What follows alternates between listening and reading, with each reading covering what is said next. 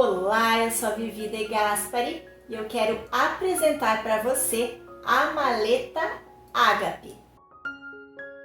A maleta Ágape, além de ser essa fofura em forma de coração, é uma peça com diversas possibilidades de uso, bem versátil. Com molde em 2 tamanhos, ela pode ser desde uma nécessaire até uma frasqueira de viagem. A abertura é bem ampla.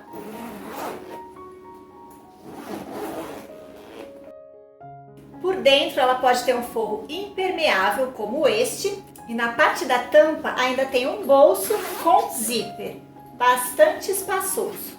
Aqui cabem muitos itens de higiene e também pode ser usado para levar lingerie numa viagem. O tamanho grande também tem o bolso interno na parte da tampa e, claro, cabe muito mais coisas.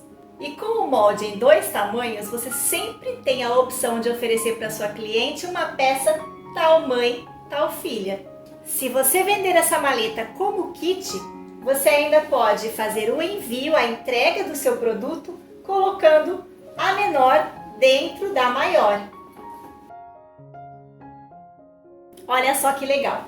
Nessa aula você vai aprender todas as técnicas para fazer a costura perfeita nesse formato. Vai aprender a fazer uma telacê, a estruturar o tecido, porque como você pode perceber, essa peça é uma peça firme. Vai aprender também a fazer o bolso na parte interna e a fixação das alças com rebite. Essa aula está cheia de dicas para que você possa costurar essa peça de uma forma mais simplificada e com toda a segurança para ter um bom acabamento. Então vem comigo para essa aula!